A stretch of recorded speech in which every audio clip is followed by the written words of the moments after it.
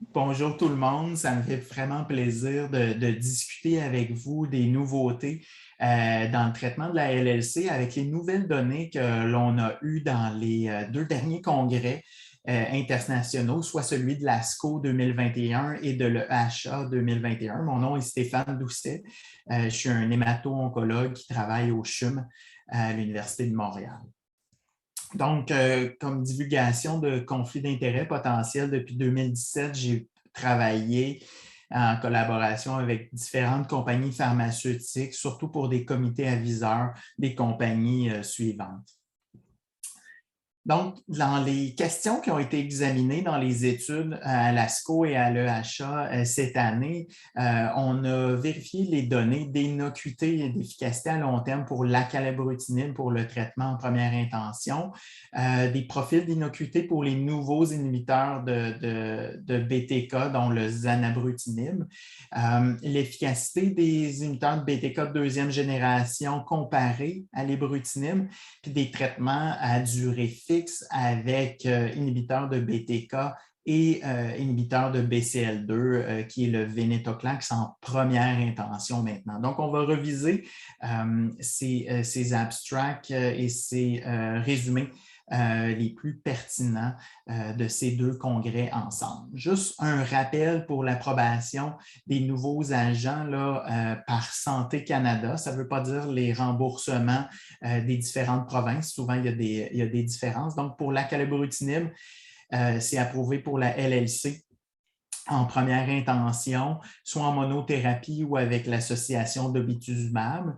En LLC récidivante, c'est approuvé en monothérapie, puis c'est aussi approuvé en lymphome, c'est aussi approuvé en lymphome du manteau. Pour ce qui est de l'ibrutinib, on le connaît depuis un peu plus longtemps. C'est approuvé pour la LLC en première intention, soit en monothérapie ou associé avec un anti-CD20. En LLC récidivante en monothérapie ou associé avec BR. Et puis, on connaît aussi que c'est approuvé en lymphome du manteau, de la zone marginale, Waldenstrom et pour traiter la maladie du greffon contre l'autre. Le zanabrutinib, on le connaît un peu moins. L'approbation est venue en 2021 pour le Waldenstrom et le manteau. Puis pour ce qui est des inhibiteurs de BCL2, le venetoclax, il est approuvé par Santé Canada en LLC jamais traité, donc en première intention associé avec l'obituzumab, puis en LLC récidivante en association avec le rituximab ou en monothérapie chez les patients qui ont une délétion 17P ou pas d'autres options thérapeutiques disponibles. Le venetoclax, on l'utilise aussi en leucémie myéloïde aiguë. Donc, vraiment, l'objectif de la présentation, c'est de résumer les données des derniers essais cliniques à l'ASCO et à l'EHA en 2021. Donc, pour ce qui est de l'ASCO, on a eu droit à trois abrégés vraiment intéressants, soit Elevate-TN, donc acalabrutinib plus ou moins obituzumab versus obituzumab chlorambucil versus acalabrutinib chez les patients jamais traités. C'est un suivi à plus long terme d'une étude qu'on connaissait déjà. Il y a aussi l'étude Captivate qui a utilisé ibrutinib venetoclax pour une durée fixe de 12 mois chez des patients jamais traités, donc en première intention. Et puis, l'étude qui risque de changer le plus la façon de faire, à mon avis, au Canada, c'est les résultats de l'étude Elevate-RR qui a comparé directement en phase 3 l'acalabrutinib à l'ibrutinib. Pour ce qui est de l'EHA aussi, des études intéressantes. Il y a eu l'étude de l'eau, qui est en traitement de première intention, aussi ibrutinib venetoclax comparé à obituzumab chlorambucil. Et puis, l'étude Alpine, qui a comparé directement, encore une fois, en étude de phase 3, le zanabrutinib et l'ibrutinib chez des patients en deuxième ligne et plus, en rechute et réfractaire. Donc, on va passer à travers ces études-là ensemble pour les 20 à 25 prochaines minutes. Donc, première étude, l'étude de suivi de 4 ans de l'étude Elevate Treatment Naive, TN, qui comparait acalabrutinib obituzumab, comparé à obétuzumab chlorambucil, là, qui était un des standards au moment de faire l'étude. Donc, chez des patients jamais traités qui pouvaient avoir la délétion 17P, oui ou non, avec un bon statut de performance, soit 0 ou 2. Et puis, c'est une étude qui était internationale. Il y a eu stratification pour ces facteurs-là de risque. Donc, 3 bras de traitement, l'issue primaire, la survie sans progression. La comparaison là, principale, c'était pour acalabrutinib obétuzumab versus obétuzumab chlorambucil. Les patients avaient un âge médian de 70 ans, 14 de délétion 17P. On sait maintenant que l'obétuzumab chlorambucil pour le groupe avec des lésions 17P, on sait déjà que c'est un traitement quand même sous-optimal, mais c'est vraiment des données à long terme d'une étude qui se fait longtemps, qui a été débutée. Puis il y avait 63 de IgHV qui étaient non mutés, donc des patients quand même tout de même une majorité de patients qui étaient un peu plus haut risque. Donc, l'issue primaire de survie sans progression, là, on voit clairement une grosse différence avec un suivi médian là, de 47 mois dans les groupes qui contiennent l'acalabrutinib. Donc, on avait des données déjà avec un suivi moins long.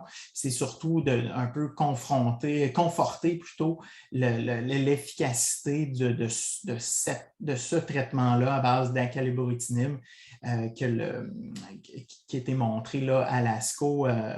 Donc, assez intéressant. On voit que la combinaison Acala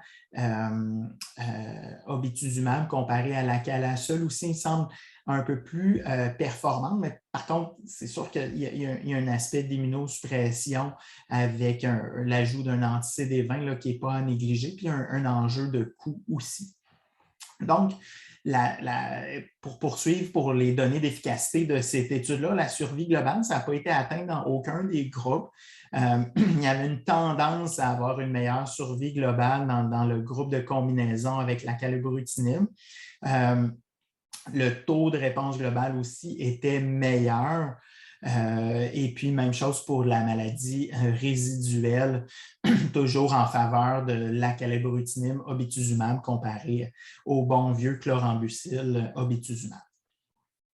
L'innocuité de traitement, parce que c'est quand même dans le fond, l'enjeu principal, dans le sens que c'est ça qui manquait peut-être un peu à l'acalabrutinib, d'avoir des données un petit peu plus long terme. Donc, avec un suivi de 4 ans, là, ça commence à être très, très, très intéressant par rapport à l'innocuité. Puis, on voit qu'il n'y a pas vraiment de signal inquiétant. Là, la durée d'exposition était quand même très longue, un peu comme la durée du suivi médian. L'abandon en raison des effets secondaires était de 12-13 ce qu'on rencontre dans d'autres études avec d'autres agents, d'autres traitements, probablement peut-être un peu moins élevé qu'avec l'ibrutinib, même si on ne peut pas faire de comparaison directe.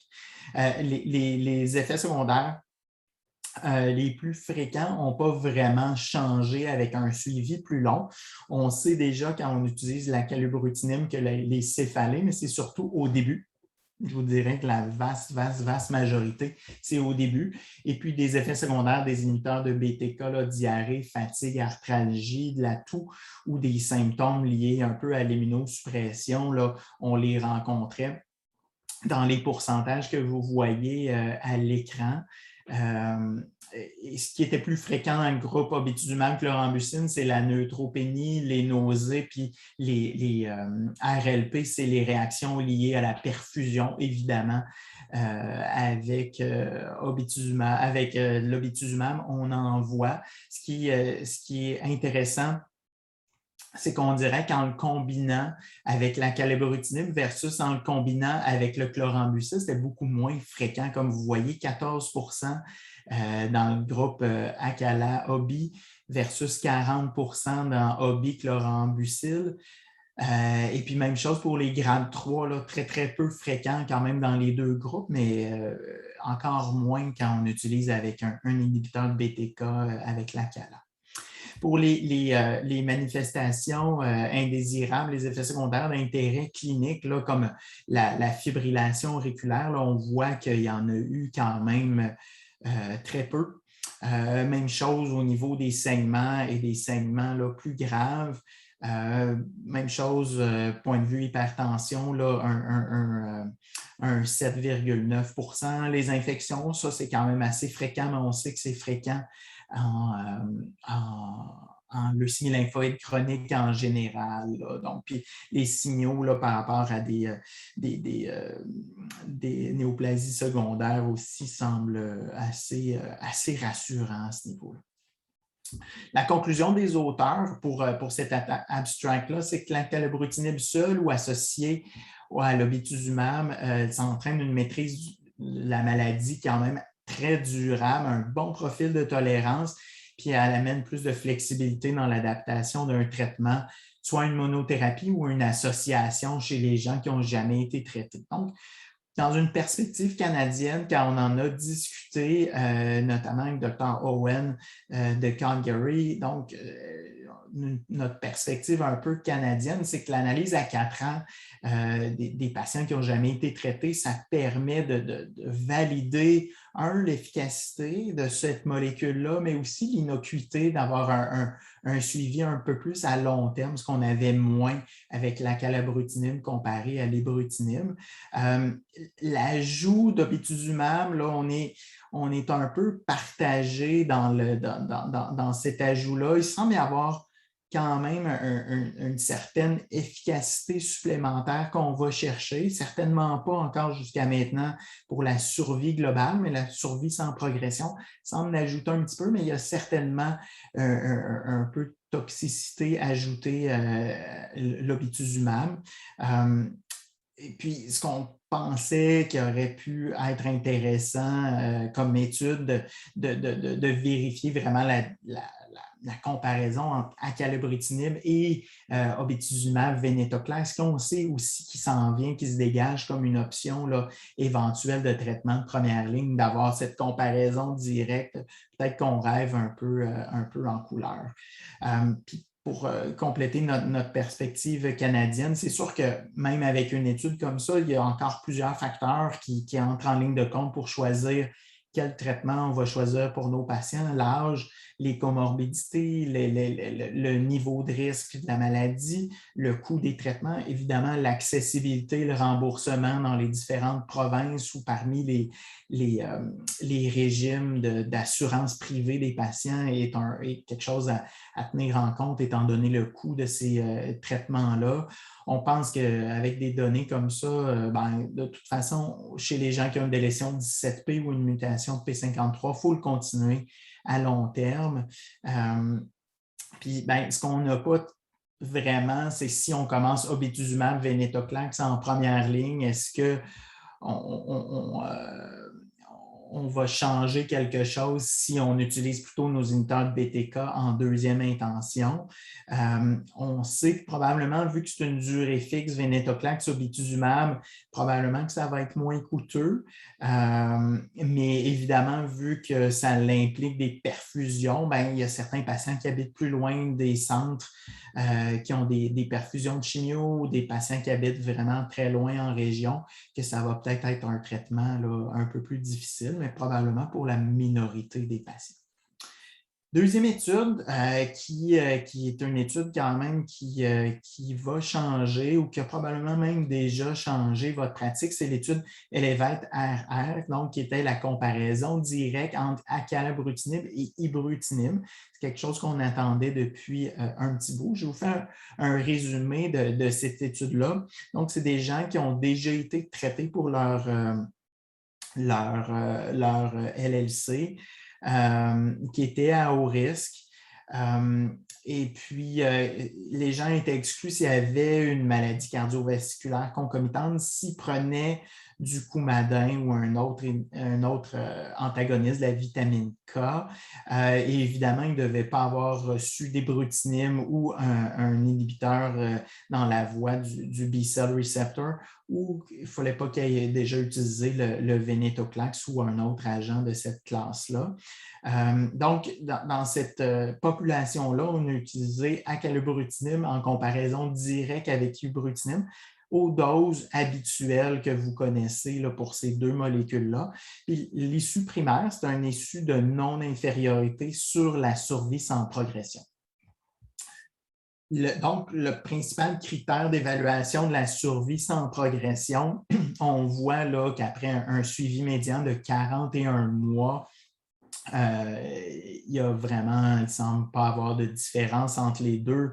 La survie sans progression là, est vraiment, là, vous voyez les deux courbes qui sont pareilles avec un hazard ratio à 1 directement. Là, donc dans tous les sous-groupes prédéfinis de risque, c'était la même chose pour la survie sans progression vraiment entre les deux molécules.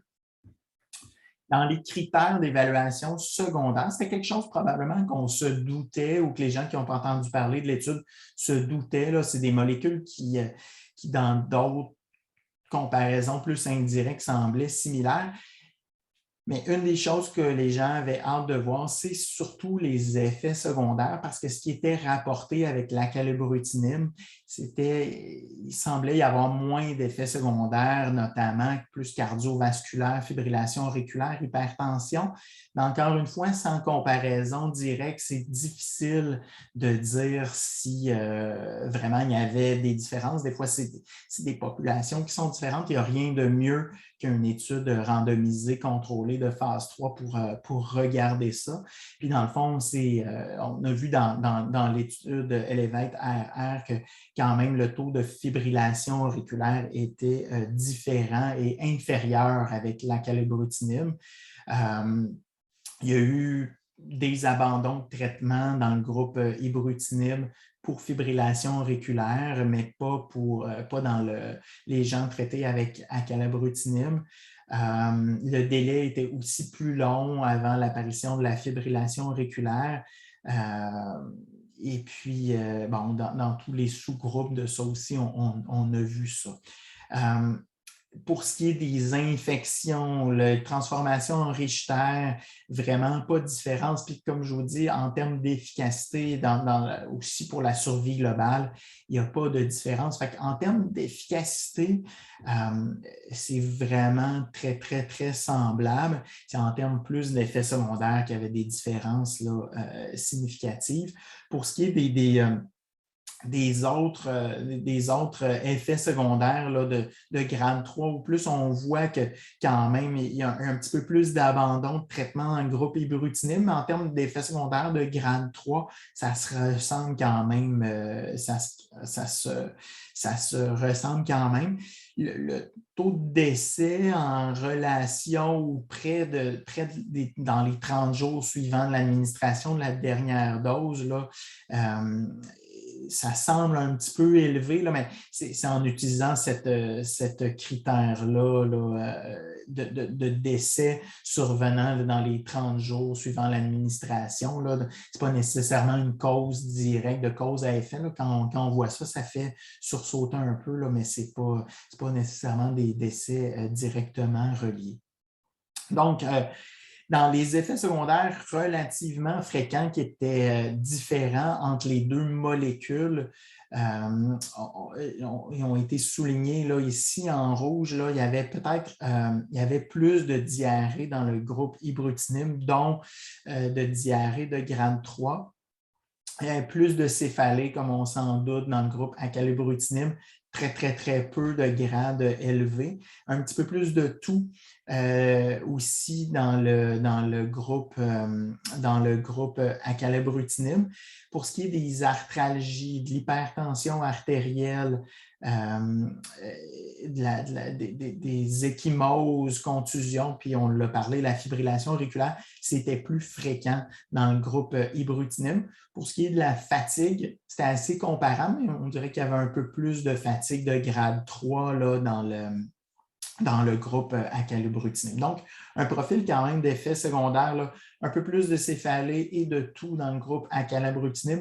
Tous les autres effets secondaires là, semblaient plus favoriser le groupe acalabrutinib. Donc, il y en avait plus dans les gens traités avec ibrutinib.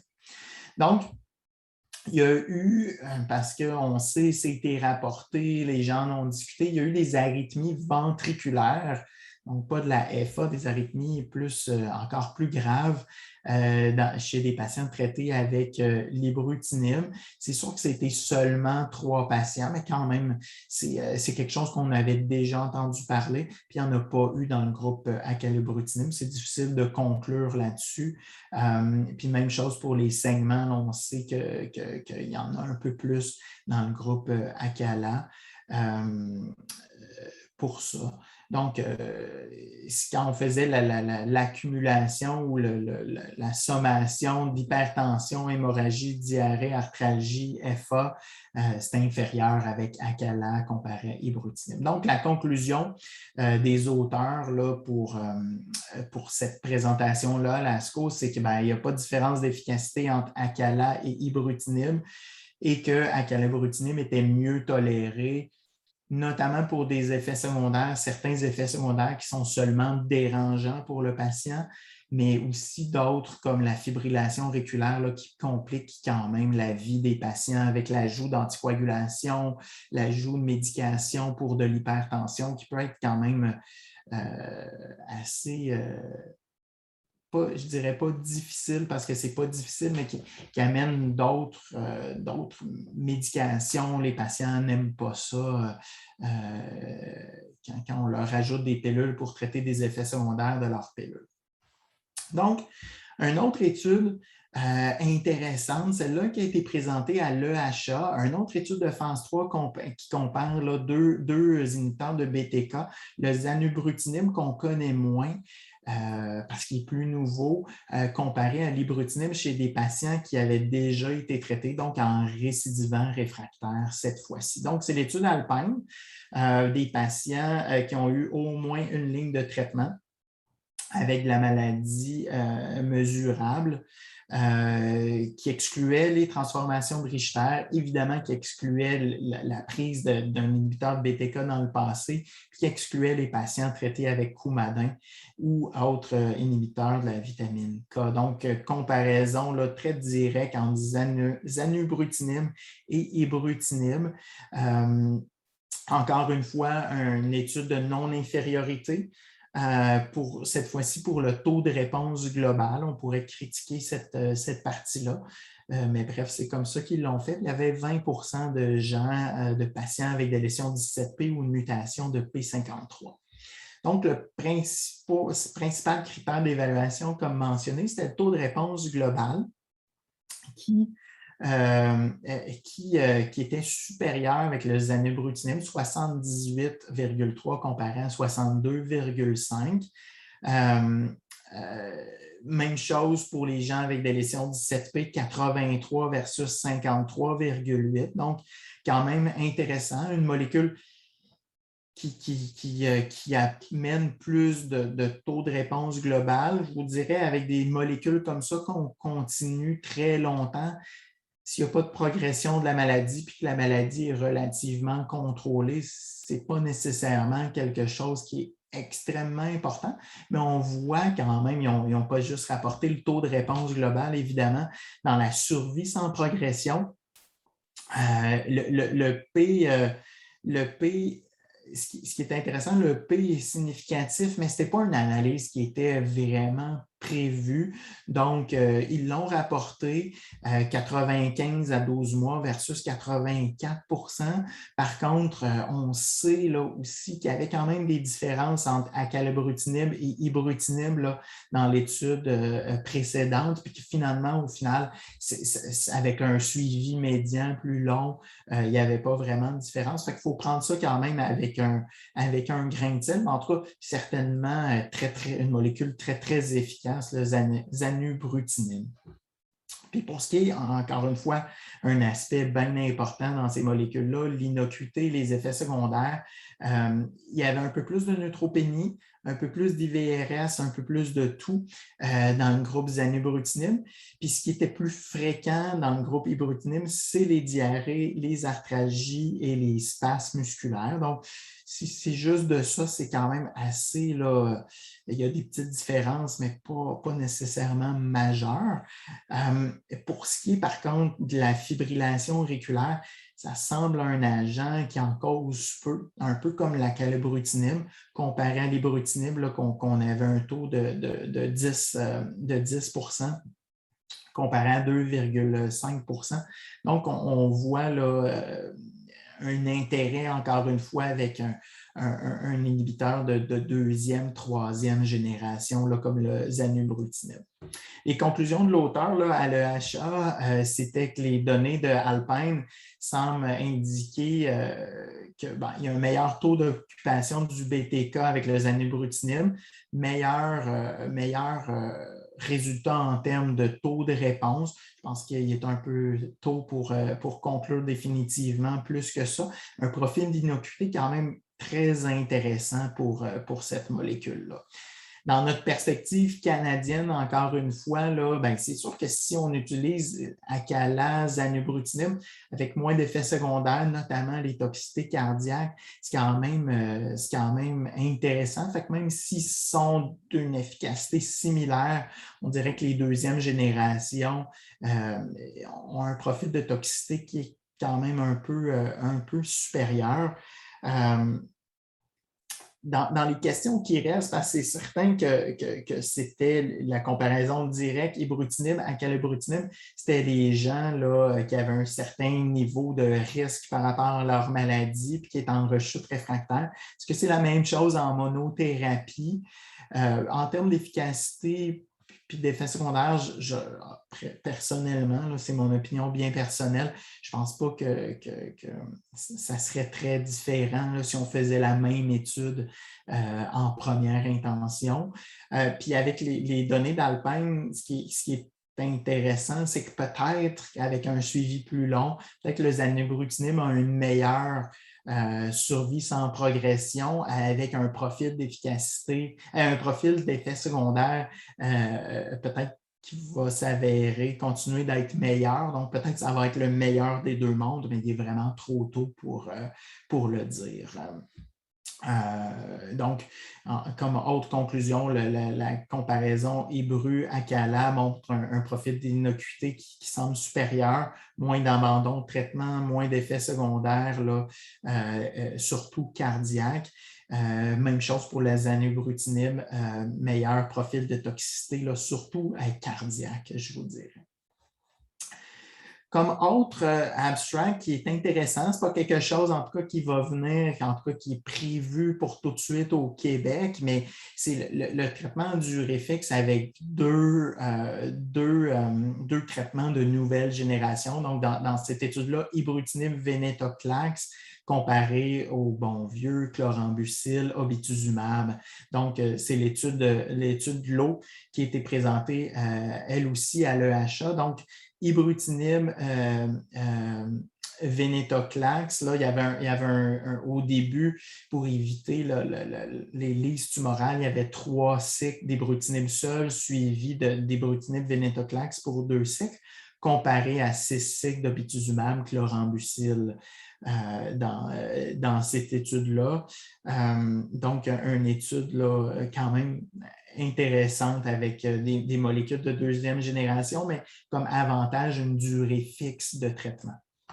Donc, comme vous pouviez probablement vous en douter, là, pour ce qui est de la survie sans progression avec un suivi médian de 28 mois, qui est relativement court, mais quand même un bon là, plus de 12 mois après l'arrêt de la combinaison ibrutinib-venetoclax, on voit que la survie sans progression elle est clairement supérieure à obituzumab, chlorambucil, dans tous les sous-groupes. Là, on n'a pas la slide pour ça, là, mais c'est vraiment intéressant. Puis même chose pour le délai vers un traitement de deuxième ligne là, est beaucoup plus long dans le groupe ibrutinib-venetoclax. Même chose pour la maladie résiduelle minime ou le MRD avec la combinaison des agents de nouvelle génération, là, notamment c'est en raison, je vous dirais, du venetoclax ou peut-être la combinaison. Les taux étaient franchement supérieurs au niveau de la moelle et du sang périphérique. Et puis, pour les gens qui avaient une maladie, une MRD, ben, c'était maintenu là, longtemps quand même, 12 mois après la fin des traitements, chez la majorité des gens qui l'avaient obtenu, donc 84,5 %. Pour ce qui est de l'innocuité, donc il y avait 3 mois d'ibrutinib seul. Donc, il y a eu très peu de lises tumorales de façon clinique. On peut se douter qu'avec la combinaison ibrutinib-venetoclax, il y a eu quand même des neutropénies, il y a eu un certain nombre d'infections, il y a eu de la diarrhée, un 7,5 % aussi d'hypertension. Puis dans le groupe obétuzumab, chlorambucil, ben, c'est des toxicités qu'on est quand même habitué, là, thrombopénie, neutropénie, un certain nombre de pneumonies chez ces gens-là immunosupprimés. Le taux d'infection grave là, de grade 3 était plus grand dans la combinaison ibru-venetoclax, 12 versus 8 %. Et puis aussi la fibrillation auriculaire, on sait, en raison de l'ibrutinib, c'était 6,6 versus 0 % dans le groupe ibrutinib-venetoclax. Très peu de patients ont dû abandonner le traitement d'ibrutinib à cause de cette fibrillation auriculaire-là, par contre. Donc, la conclusion des auteurs à l'EHA là, qui ont présenté, ben, l'association ibrutinib-venetoclax a duré fixe. Je vous dirais que c'est un gros avantage entièrement par voie orale, un traitement que les gens peuvent prendre. C'était surtout des gens là, âgés, mais quand même intéressant comme résultat, même si pas encore arrivé au Canada et en remboursement non plus. Donc, l'autre étude, je crois que c'est la dernière, c'est l'étude Captivate, c'est une étude de phase 2, aussi ibrutinib, venetoclax, puis ils ont présenté, c'était à l'ASCO, la partie du réfixe. Donc, il y avait encore une fois ibrutinib, 3 mois, 3 cycles, après une combinaison ibrutinib-venetoclax pour 12 cycles. Donc, une étude intéressante, puis c'était en première ligne, donc des patients là, jamais traités. 17 % de lésions 17P, des IGHV non mutés dans 56 % des cas. Le traitement a été donné en durée médiane là, de 14 mois, là, ce qui est à peu près ce qui était prévu. Puis le suivi médian là, qui était présenté à l'ASCO, c'était 28 mois. Fait aussi un bon 12 mois après l'arrêt des traitements. Fait que pour ce qui est de l'efficacité, pour tous les patients, on avait un taux de réponse global quand même très, très intéressant, 96 %, dont 52 % étaient des réponses complètes, ce qui est vraiment très supérieur à ce qu'on a là, avec l'ibrutinib seul ou avec la combinaison obétuzumab, chlorambucil, comme on avait dans l'étude de GLOW, avec des bons taux là, de maladies résiduelles minimes, indétectables, tant au niveau de la moelle osseuse que du sang périphérique. Et puis des réponses complètes là, qui étaient pendant plus que 12 cycles chez la majorité des gens qui ont réussi là, à l'obtenir. Ce qui est intéressant, une survie sans progression à 24 mois, donc 7, 8, 9 mois après la fin du 13-14 mois de traitement là, qui était excellente à 95 %. La survie globale là, à 2 ans, c'est sûr que c'est relativement tôt pour en discuter en long et en large, mais 98 % c'est très bon. Il y a eu des patients qui ont progressé, puis ils ont été retraités avec de l'ibrutinib, puis 6 sur 8 ont eu une réponse partielle, puis 2 dont on n'avait pas les données. Puis pour l'efficacité dans les patients à risque élevé, donc avec des lésions 17P ou mutation P53, c'était 27 patients. Taux de réponse globale 96 %, taux de réponse complète 52 %. Donc, c'était assez similaire à ce qu'on avait. Ce qui est intéressant, peut-être une survie sans progression, peut-être un peu moins bonne, mais quand même 84 % à 2 ans. Donc, même quand la thérapie était arrêtée, il y a un très, très grand nombre de patients qui n'avaient pas encore rechuté. Donc, assez intéressant.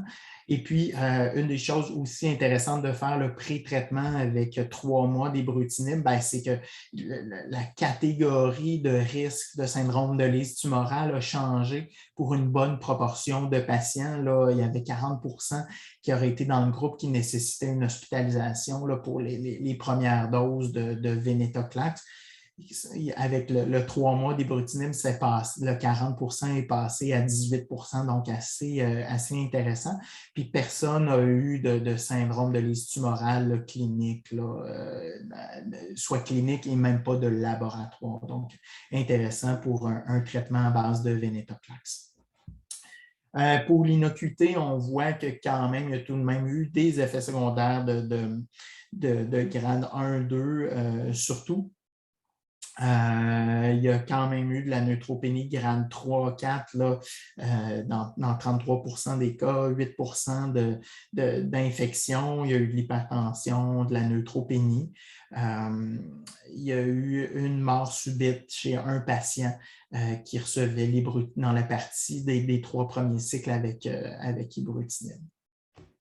La conclusion de l'auteur à l'ASCO 2021, on parlait de l'intérêt du traitement du réfixe, une fois par jour, oral, réponse marquée et durable dans le suivi médian qu'ils ont, donc quand même assez intéressant, même en première intention.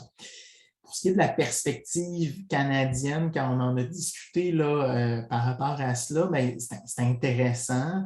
Il ne semble pas avoir de toxicité additive de ces deux traitements, traitements ciblés. C'est le fun, il n'y a pas de traitement intraveineux, le patient a beaucoup moins à se déplacer. En faisant le 3 mois d'ibrutinib, on diminue tout ce qui entoure les précautions du syndrome de lise tumorale, étant donné que les patients sont à moins haut risque. C'est sûr que c'est difficile d'extrapoler les données pour des jeunes patients. L'autre chose qui nous restait en suspens là, quand on en a discuté, c'est que, c'est quoi la vraie durée de la réponse de combinaison comme ça? Comment on va les traiter en cas de récidive si éventuellement dans certaines provinces ou dans tout le Canada, on a accès à ce traitement-là, comment on va gérer les rechutes? Est-ce qu'on va avoir accès à chacun des deux traitements étant donné qu'ils vont en avoir eu à durée fixe? Puis c'est sûr que ça serait bon de cibler c'est qui les patients qu'on a besoin seulement de donner un traitement pendant 1 an là, de combinaison. Ça serait intéressant d'avoir des données Acala, venetoclax aussi, mais encore une fois, peut-être qu'on en rêve, mais sûrement que des groupes d'études qui vont peut-être lancer des études avec ces combinaisons-là.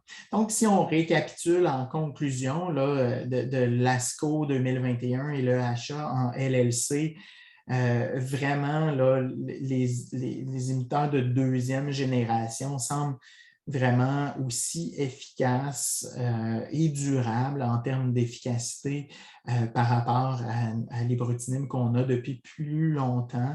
On a des données à plus long terme. L'innocuité semble avoir un profil favorable pour l'acalabrutinib. Donc, c'est un traitement là, que je pense va être de plus en plus privilégié. C'est certain que ce n'est pas tous les patients et que l'acalabrutinib est préférable à l'ibrutinib. Il y a des interactions médicamenteuses, notamment avec les imiteurs de la pompe à protons avec acalabrutinib, qu'on a tout de même un taux significatif de patients qui ne peuvent pas s'en passer ou que quand ils sont sous un anti-H2 ont des problèmes gastriques. Donc, ce n'est pas tout le monde, mais quand même pour une majorité, là, la calabrutinib, à mon avis, va prendre plus de place. Puis pour ce qui est de la combinaison ibrutinib-venetoclax à durée fixe chez les gens jamais traités, c'est des données super intéressantes. On pense qu'avec des études d'un suivi à plus long terme, des études de phase 3, peut-être que ça va devenir la norme là, pour certains patients. Donc, très intéressant.